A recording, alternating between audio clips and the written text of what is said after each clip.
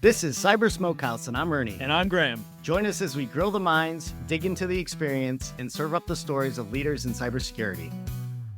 Cyber Smokehouse is sponsored by TBD Cyber, a cybersecurity strategy consulting firm. Today's guest is someone we're thrilled to be speaking with. He is a cybersecurity leader and compliance expert. He brings 20 years of experience across cybersecurity operations, consulting, and executive leadership. He has led security program development and advisory efforts across enterprise clients, including compliance across NIST, ISO 27001, HIPAA, and CMMC. He is a former managing director, principal advisor, guiding senior security leaders on risk, governance, and resilience strategies. Most recently, he has been leading third-party risk management as a senior director at TBD Cyber. In fact, this is his last week before retiring, which congratulations, Joe. We are very excited about. And please welcome Joe Mendygral to the show.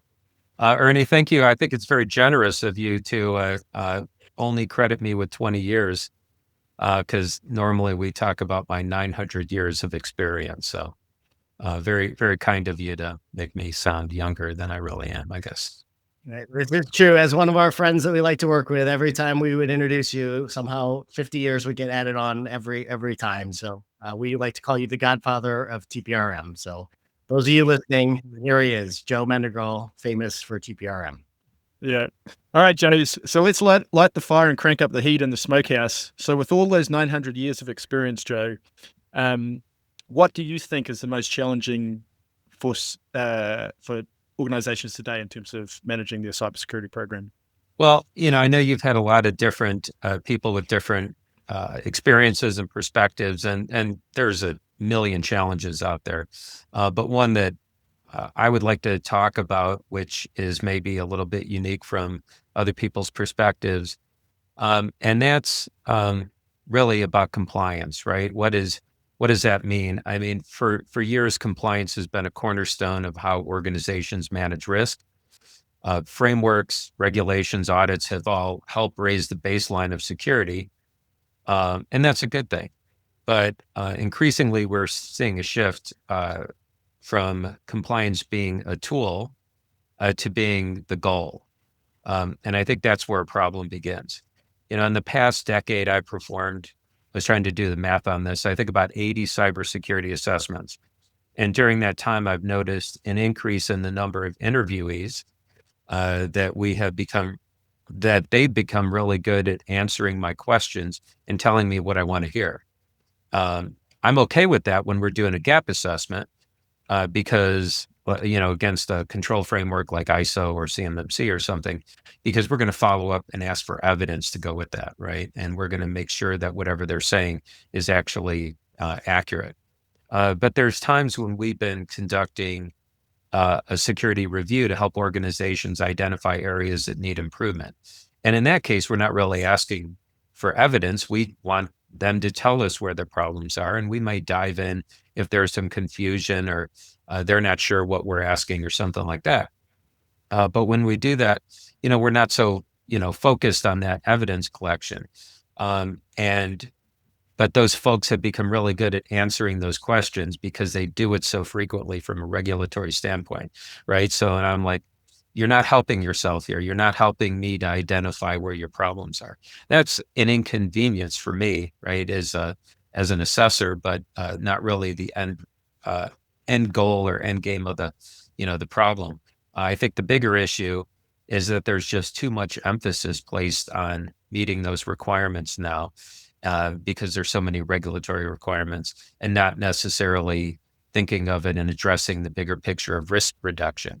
Because where are the fires? The fires are, I got an audit. I got a million audit findings. I got to report it up to the board. I'm going to get myself in trouble. Let's focus on making sure that we keep those low. Meanwhile, there might be some more, I don't know, fluffy is the right word for it. Fluffy risks. Have you ever heard that term before? There might be some fluffier concepts that aren't necessarily going to show up on a regulatory framework, but are definitely a concern. Are you seeing that I mean, there's clearly some industries more regulated than others, but are you seeing that, is it vary by sort of size of company or by industry, or is it generally across the board? I mean, financial has always been an area that's highly regulated, and they've always been pretty good at, uh, because they were so subject to so many requirements, that they've always been pretty good at it. But I'd say now, because we've been assessing organizations in many different industries, and there are still some industries that are maybe not quite as highly regulated as others, but everybody's getting subject to some level of regulatory requirement, even if it's nothing but a SOC 2. So yeah, and I would say that overall it's across all industries. What advice would you give? So if I was coming in as a new CISO into an organization and I found that my team had been very focused on compliance and I want to move more to a risk-based kind of approach, what advice would you give? How would I start on that journey? Well, I would say that obviously you don't want to ignore those audits, because you're going to have so many questions that have to be answered that you're never going to get anywhere. Um, but if you have a solid team, and that team can utilize a GRC tool to do a lot of the automation, kind of free up your own time, or free up the team's time to be able to capture data, do crosswalks against regulatory requirements, maybe even be able to pull in some policies from, policy development. There's so much those tools can do. And I've seen lots of organizations not want to use them because it takes a little bit of upfront work. You got to have one or more people who know how to use those platforms. And it's just easier to kind of track it in Excel like we did 20, 30 years ago, 900 years ago. But it's something that's going to save time in the long run. So that way there's not such a big lift. When your auditor comes in and they say, well, how are you meeting this control? And you can print the whole thing out in front of them. But, in fact, that's what I would recommend is build yourself a nice binder, old school, right? Print the stuff out, give them a binder broken down by controls and say, here you go. Now, what are your questions? And they could start to say, these people have their act together. It's similar to a problem I had with the IRS. One time I got audited and I showed up with a hand truck with 3 large boxes. One of them was filled with my files and 2 were filled with crushed pieces of newspaper. And I walked in to the audit and the guy saw that and I wheeled it in. I said, so what are your questions? And he went to one specific subject and we resolved it. It took about 10 minutes. And he said, okay, thanks, we're done.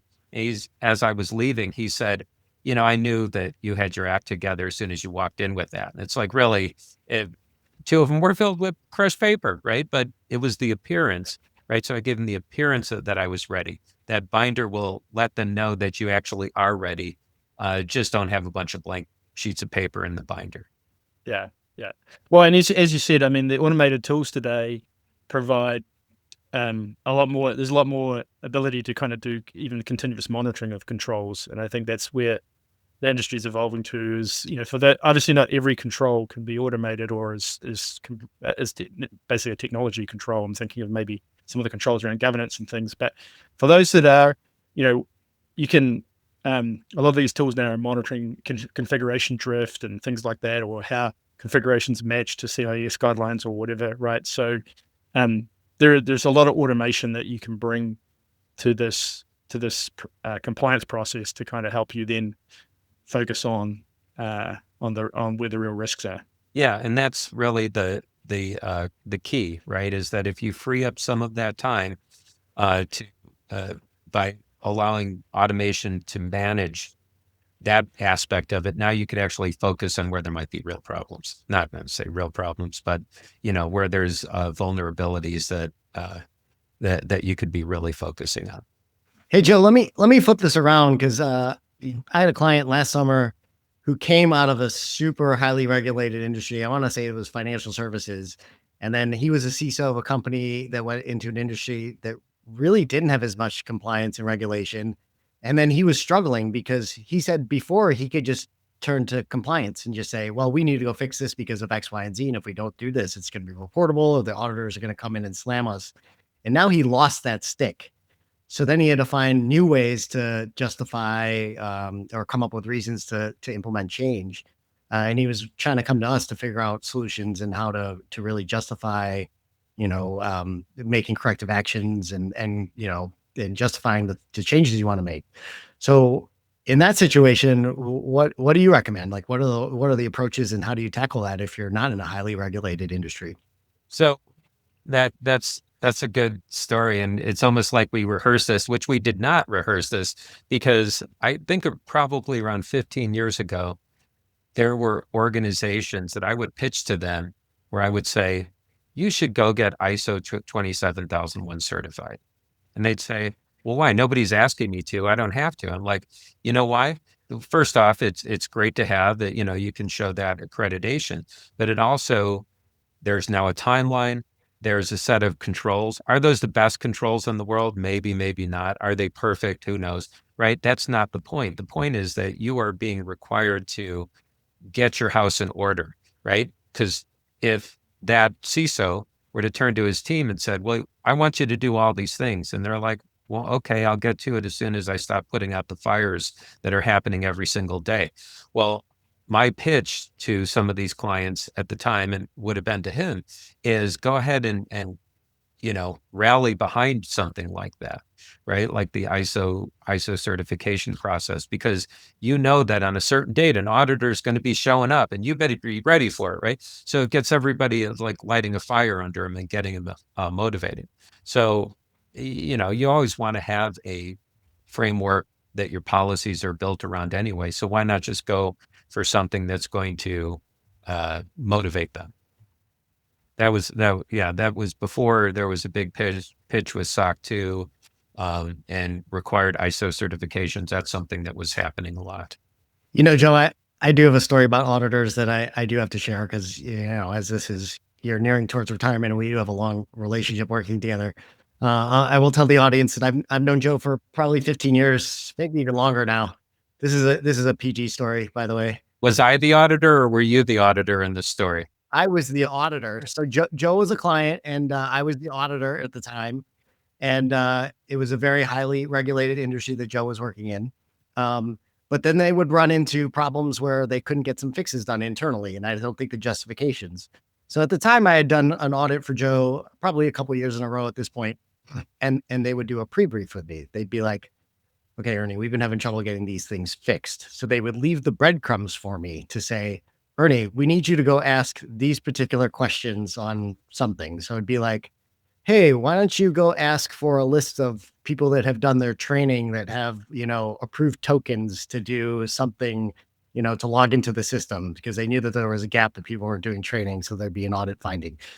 So we'll leave the system out of there, but they knew how to use their auditor to have not a crazy finding come up to go get a fix done that they hadn't been able to get done internally. So that always kind of made me laugh. And it was always good that we had a good relationship between the auditor and the work we were getting done, but always used in a professional and good way to achieve change and make things more secure. Right. Well, it helped to get us funding, right? If you found nailed me with an audit or an audit finding, then I'd say, well, that Ernie guy, he's terrible, but we're going to have to fix the problems he's identified. So what do you think? I mean, a lot of good stuff's happening and you've seen a lot of technology throughout your career, big technology shifts. I don't know, a lot of good stuff happening. What excites you and what scares you? Well, you've, as you mentioned in the introduction, the last few or several years, actually, a big focus area for me has been third-party risk management. I've helped some organizations, mid-sized to really large organizations, and enhance their programs. So we've been trying to think outside the box, look at emerging trends, look at where the industry is going, what makes sense, right? In the past, it wasn't that long ago where an Excel spreadsheet deployed to someone who was expected to then type in the answer and you get that response back. And it could be, if you're using the shared assessment program, SIG full, that could be over 1,500 questions. It might take you a month to complete. And then you'd get it and you'd look at it and you'd file it away and say, thank you very much. It's a terrible waste of time in many cases, right? But overall, that was a highly manual process. That was quite a while ago. And then more recently, in the last, 5-10 years or so, platforms, third-party risk management platforms have become much more popular. They're designed to manage vendor risk.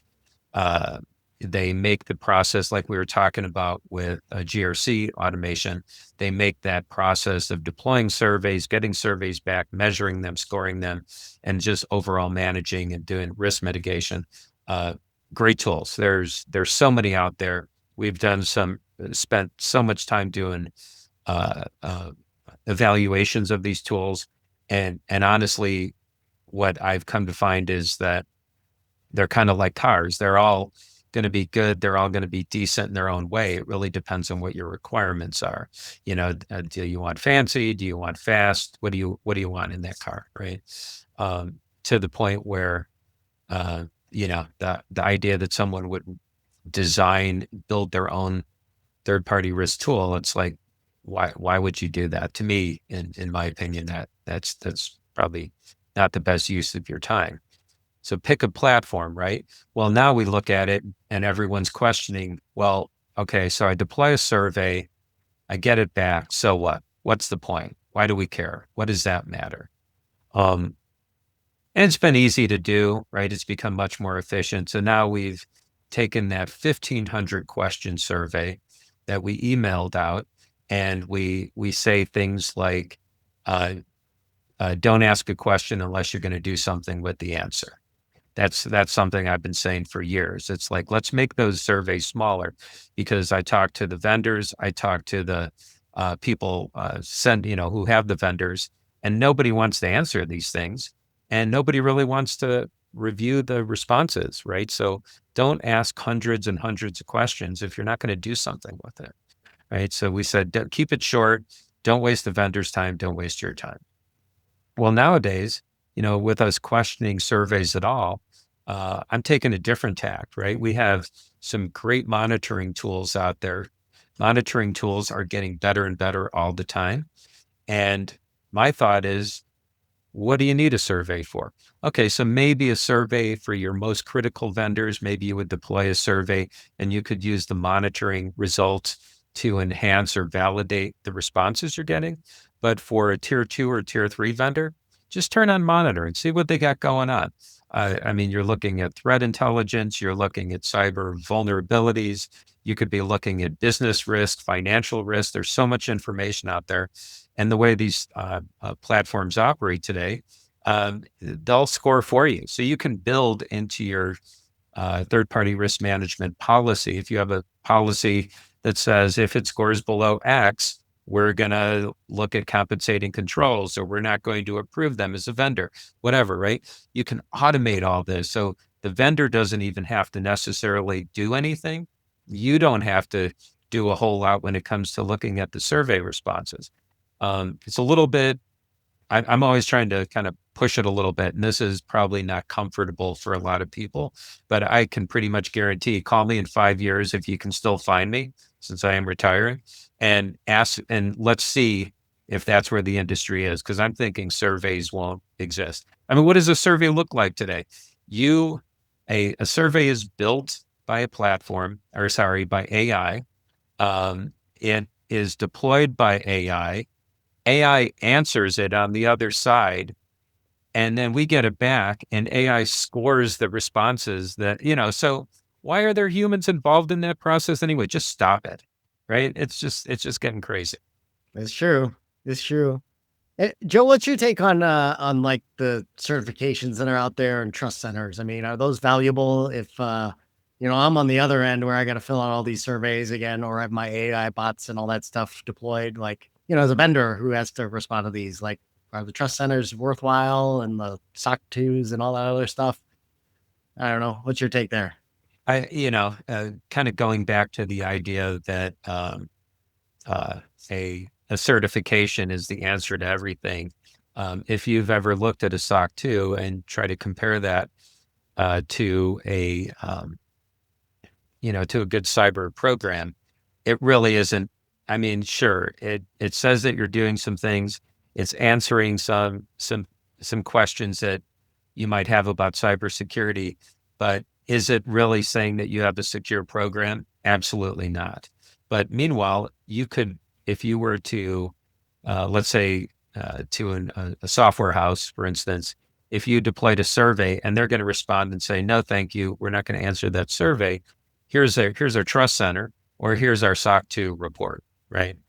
That's helping to give you some information. So that's actually their pushback already today, right? Is that they're not going to answer that survey, but they're going to give you this other information. It's helpful. It's better than somebody telling you to, go pound sand, right? If you don't mind me saying that.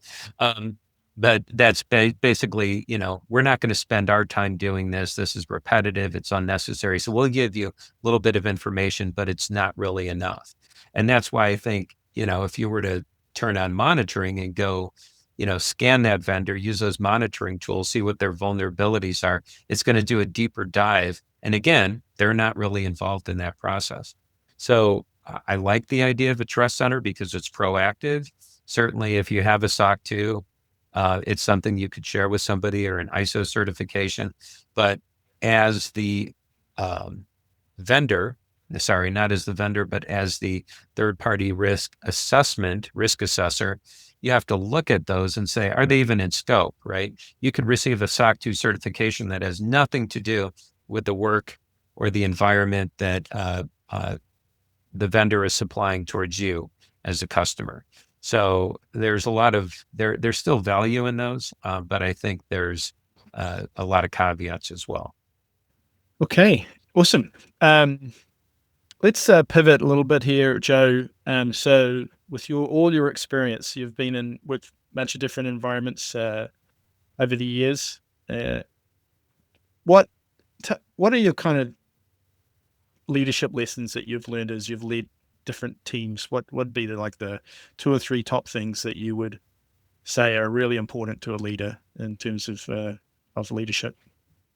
So early on in my career, I'd get pulled into, I'm very much an introvert, right? I'm not one of those people who can, spend all day talking to everyone and be energized by it. It just sucks a little bit of life out of me, right? I can do it and I'm happy to talk to people. I enjoy it now, but I'm definitely on that introvert side. And early on in my career, somebody would say, hey, you're good at your job, your IT troubleshooting job, so you should be a manager. So they put people under me. And my go-to attitude was, don't bother me unless you have a real problem. So I had this glass wall overlooking my IT call center team, and I would turn my back to them and had my computer that I'd be working on. And just, I don't think I can turn around and visually do this, and it probably won't work, but just imagine me, like you knock on the glass door and suddenly my head goes like this and my shoulders shrug, and that's all they see. And then I slowly turn around and stare at them and say, what?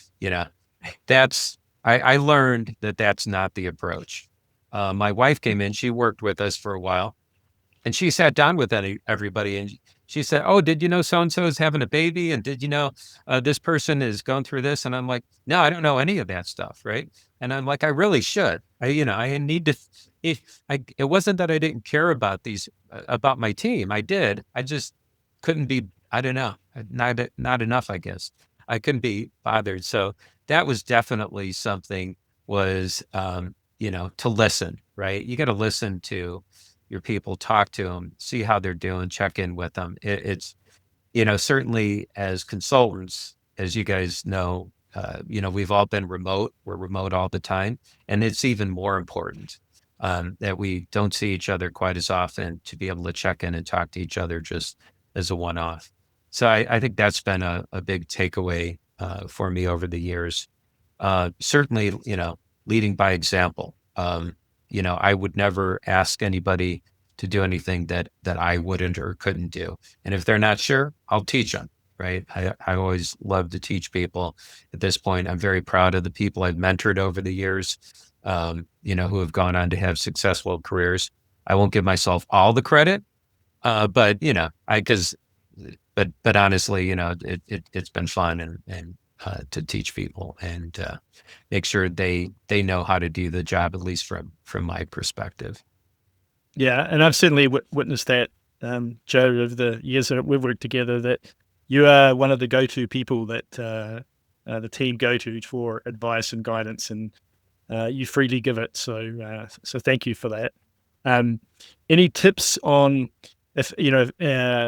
for future leaders about how to kind of build and retain great people on the team?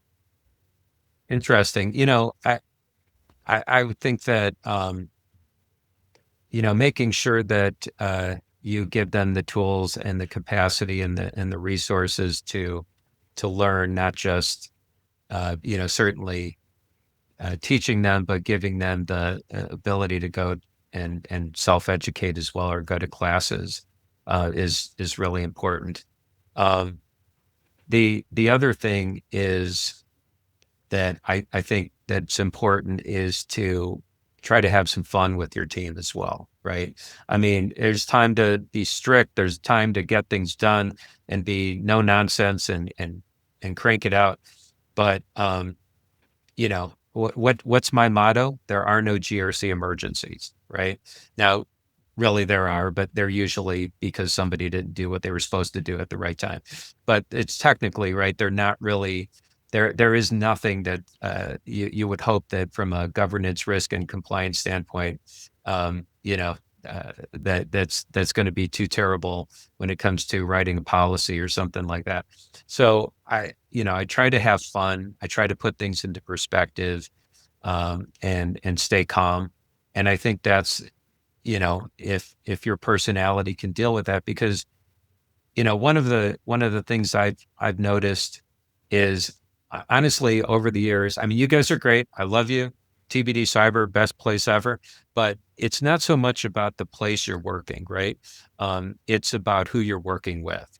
And if you come across, if your people can trust you and know that you're not going to go off the rails because they may be screwed up, and, they could have a little bit of fun with you, I think that makes all the difference. I mean, that level of trust, because there are times when you're with a customer and it might be a little stressful. So you want to have somebody that you can fall back on and trust, and that's your coworkers, that's your, your boss. I think that's been really important to me. That's awesome. That's awesome. So Joe, what about any thoughts or tips on leading in remote working cultures? I mean, last couple of years we've had COVID to deal with, which forced us into that environment, and then here at TBD Cyber we're fully remote. So that has challenges, and we've had younger people in those environments. I mean, what's worked well? What do you think has worked well for us? And obviously with you mentoring people as well, I don't know, what's worked?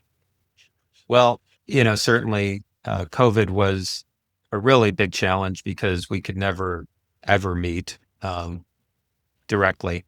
But I would say that the occasional, whenever possible, think of opportunities to see people face to face. You can never really replace that, right?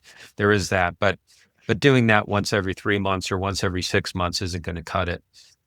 Regular touch points on a maybe not a daily basis. Some people might actually need, 10 minutes of like a scrum type stand up to get together.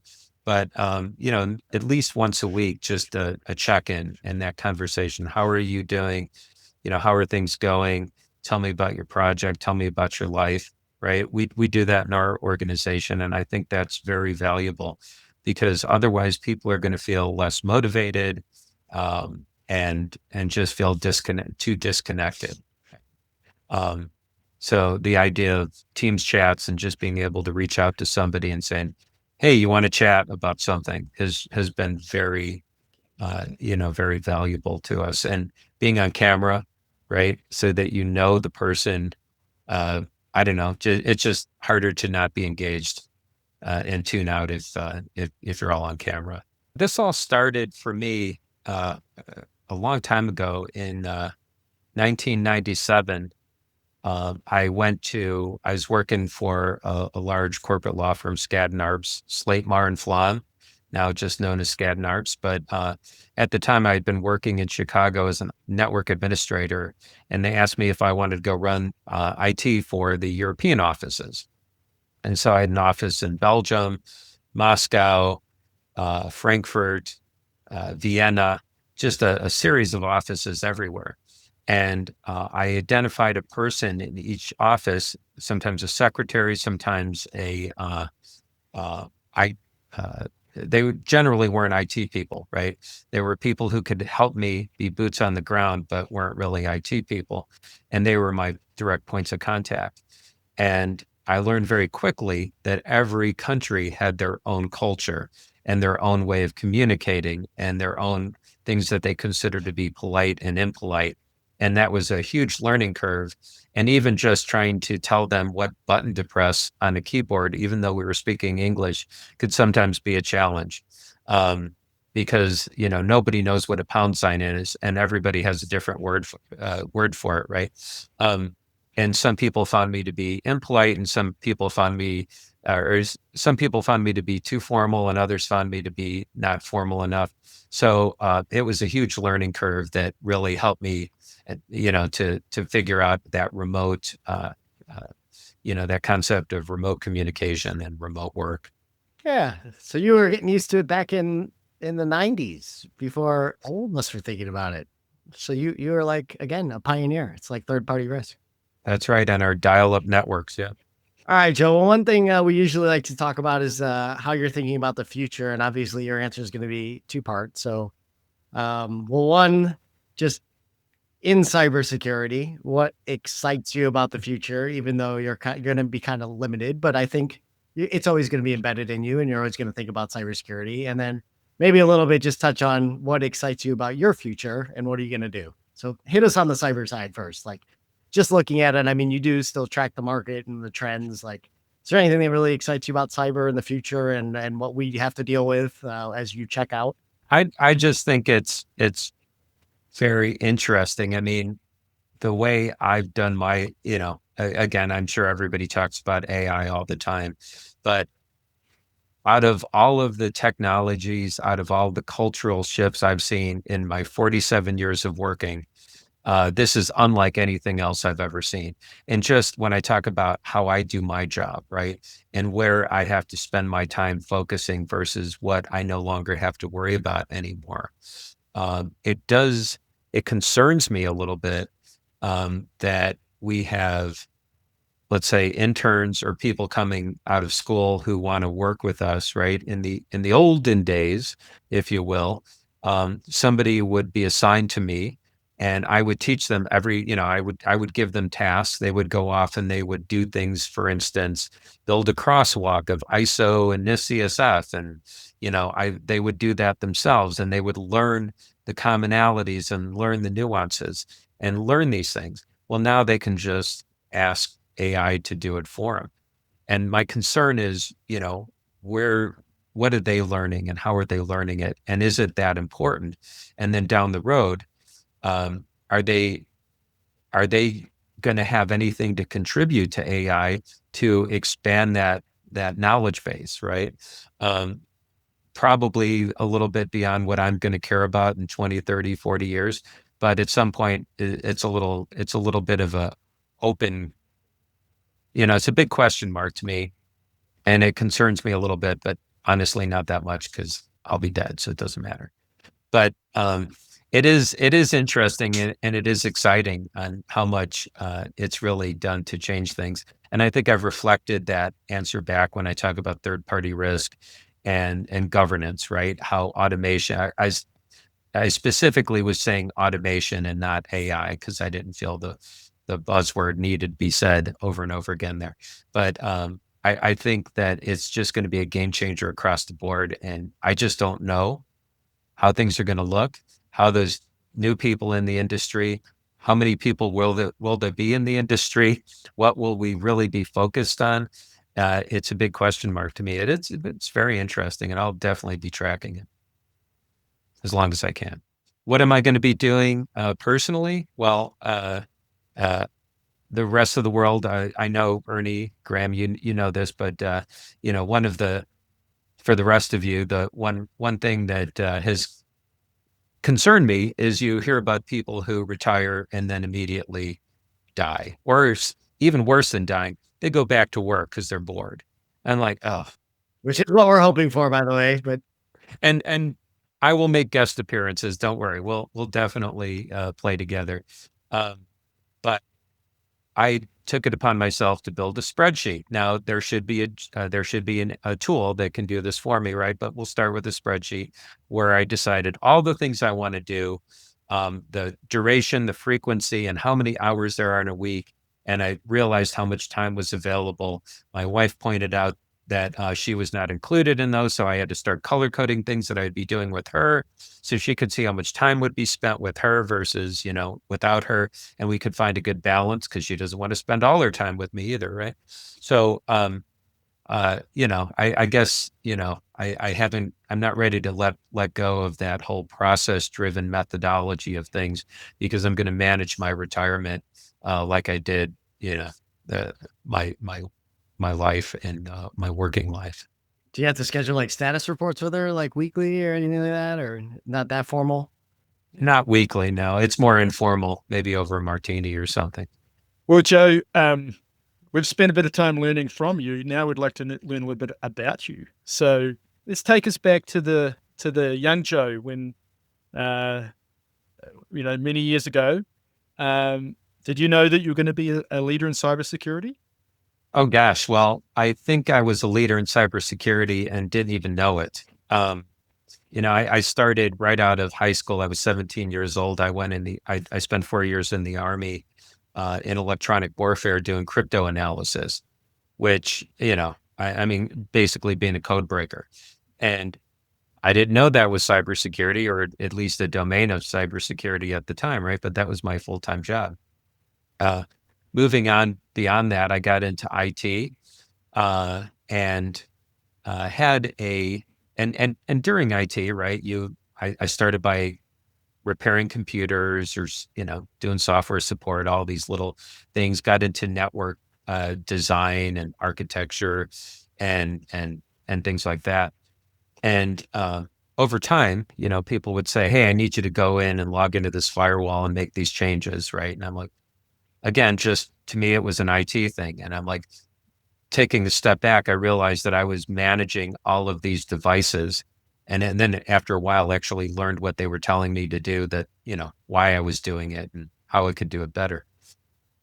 After about 20 years of IT, I got bored and had a little midlife crisis and decided that I was going to go into law enforcement.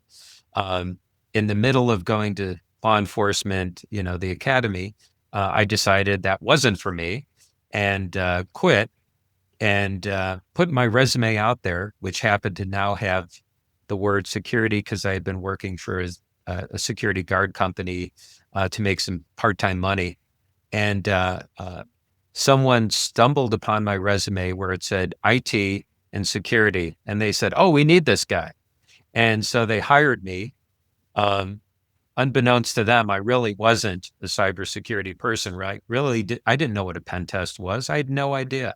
Never heard of half the things they were talking about, but I faked it till I made it, right? And realized that was my passion. I mean, the first project they put me on was trying to hack into electronic voting machines. So that's where I got my credibility as a professional hand model, because my hand was there's a photograph of my hand actually pulling back a slot and grabbing ballots out of a voting machine and stealing them. But and of course, then there was the technology side of the penetration testing as well.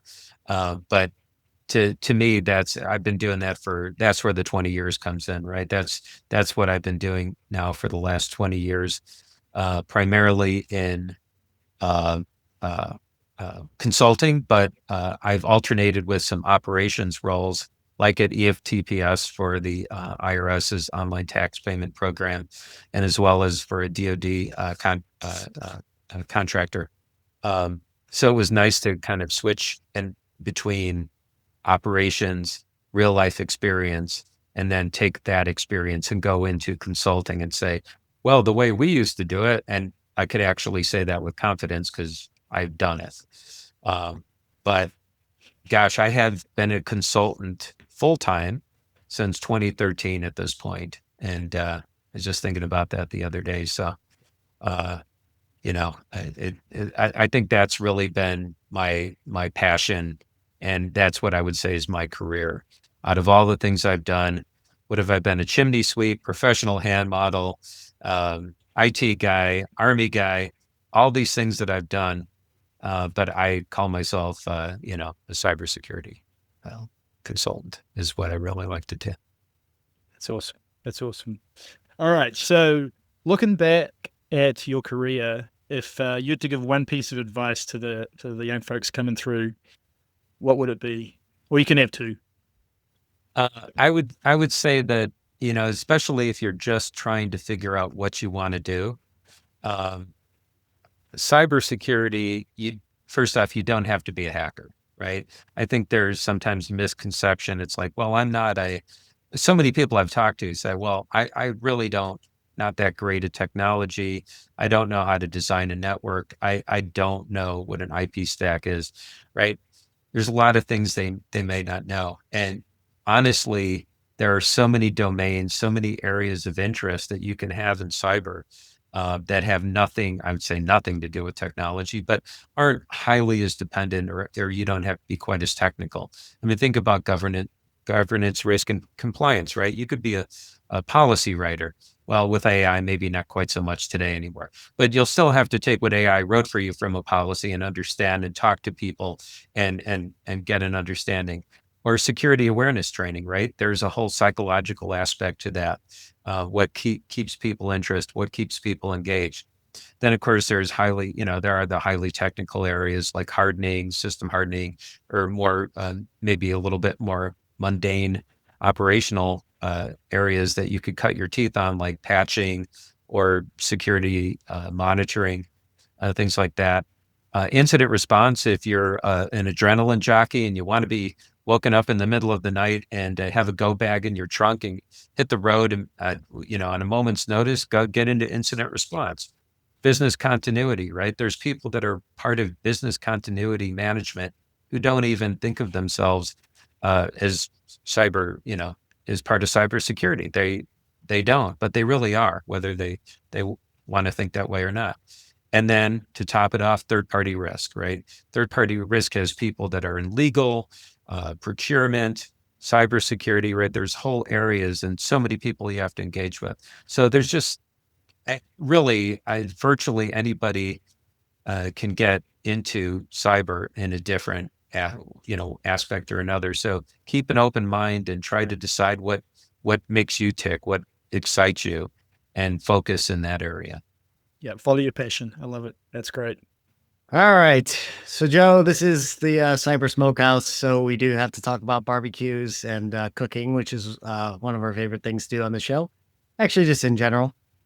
But I will tee this up with a little bit of a story here. So, folks, I mentioned that Joe is retiring here, and building up to this, we were trying to figure out, what do we do with Joe retiring? Because, we get him last on our watch. And no pun intended, we were thinking, well, what do we have to do? Do we need to go buy him like a Rolex or something like that, just as a parting gift? And one of the people on our team said, I think Joe wants a Traeger. And so we figured that might be the appropriate thing, because all of us like getting into this hobby. So in coordination with Joe's wife, we pulled together with some friends and family, and we ended up we pitched together. We got him one of the top of the line Traegers. We gave to him on Friday. However, during our prep call for this was before Friday, and we said, hey, Joe, we're going to get to the section where we talk about grilling. And he was like, I don't know, guys, I don't really do anything. I've just got this crappy grill in my backyard I've had for 15 years. So we actually wanted to record this after we gave him this Traeger, so we'd have a better dialogue around smoking. So, Joe, we now want to talk to you about smoking. So tell us about your grill and what do you cook on it? Yeah, I was going to talk about smoking cocktails, right? And smoked old fashions and that sort of thing. But that was my plan before. And then suddenly on Friday appears this giant box, um, which I immediately stopped work. Sorry, guys. And didn't work at all the rest of the day because I tore that box open and assembled this thing on the spot. I couldn't help myself. Unavoidable. I'd still like to, well, finish the story on the Traeger. So, I mean, what was the first thing you cooked, Joe? So, I didn't want to, I didn't know what I was doing, right? And I know there's a lot to learn. But I figured, okay, I can cut my teeth on something relatively easy. And I'd heard you guys talking about, steak. So I had a really thick steak, a prime rib that, I cut or that I thawed, that was in the freezer and decided to do that. And, what did I say? It's like one thing that I realized is it takes longer than you think it's going to take. So when you're hungry, it's probably already too late. Uh, I could have easily started, I could have uh, started smoking this several hours before and finished with the searing process. And by the way, it was delicious. It was absolutely fabulous. And I just asked ChatGPT how to do it, and it told me, and it was not a problem at all. So So you did the reverse sear. So you smoked it on the Traeger part and then you seared it on the induction oven, the induction pan side. yeah, it was about 90 minutes at 125 with the Traeger signature blend. Because I don't know, right? So it's a little bit of everything, I think, in there. And then yeah, on the induction side, super hot, a couple tablespoons of butter, and just seared it for about 60 to 90 seconds on each side, and it was perfect. Well, I will tell you guys, I did see pictures and it looked delicious. But I am actually curious about the smoked old fashions because I've never done this. So how do you do that? First off, I mean, if you're just simply making an old fashioned, just make whatever type of old fashioned you like. It's really not that important. But if you've gone to a place and you've seen the big production where they have a dome and they serve it to you, it's very mysteriously smoking. It's very exotic. It's very fun. Um, but you don't have to spend hundreds of dollars on some dome that you probably don't have a space to fit this thing in. What I did is I went to Goodwill and I found a glass dome for, I think, a cake cover that fit perfectly. So I could take my cocktail glasses and they fit under this little glass dome that I bought for $3, right? And I've got a little off of Amazon, you just get like a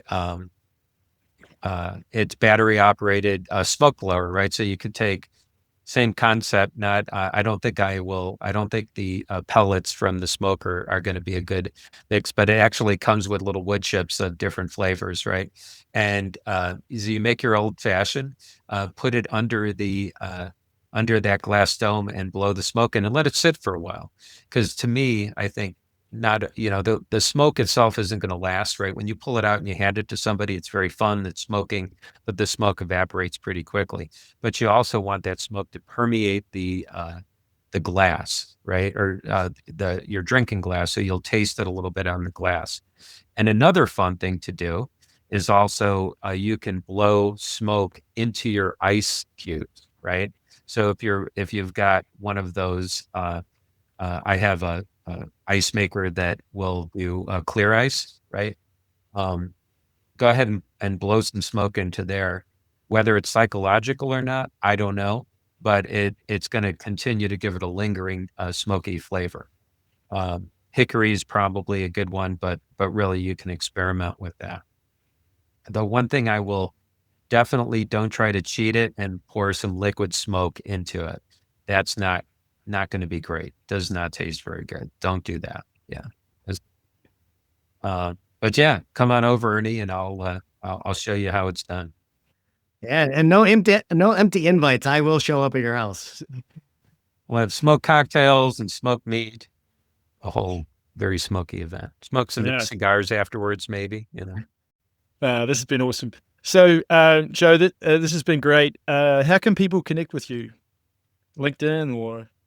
I mean, I will be keeping, I will be keeping my TBD Cyber account, right? I am a consultant emeritus, if you will. So I'll be around every now and then. But also LinkedIn, I'm going to retain my LinkedIn account. So at the moment, I really want to go out and do some fun retirement things, but I don't think there's escaping. Like I said, it was a passion of mine for 20 years. So I think I'll still be in the industry. So yeah, if you ever want to reach out, guidance on making a smoked old fashioned or something about third-party risk, reach out to me, LinkedIn or joe@tbdcyber.com. Are you still going to be the president of the forestry? Oh, the Friends of Mueller. Yes, I actually am and will be probably a little bit more involved, but yes, Friends of Mueller, sp.com is our website. Go there and donate. It's a good cause. We are doing things to help young people get more involved in nature, right, and make things more wild in the future. Yeah, well, we will continue to sponsor. You just have to remind me when it comes up, Joe, and we will donate. I appreciate that. Well, thank you, Joe, for being on the show. This has been fantastic. Great. And thank you for all your many years of dedicated service, both to the country and to the cybersecurity community. Oh, thank you. I appreciate that. And thank you, audience. If you've learned something today or laughed, tell someone about the podcast. Again, thank you, Joe. This has been another exciting episode of Cyber Smokehouse. See you next time. And that wraps another episode. Thank you for joining. For show notes and other episodes, visit us at cybersmokehouse.com. Cyber Smokehouse is sponsored by TBD Cyber, a cybersecurity strategy consulting firm. TBD Cyber works with organizations to assess their security program, develop and implement security initiatives, and optimize their security investments. We work in areas as broad as data security, risk management, cyber resilience, and security architecture. Our clients value us for our extensive expertise and independent advice, which is why we do not sell security products or deliver managed security services. If you want to work with a trusted advisor, we can help. You can learn more at tbdcyber.com. We'll see you on the next one.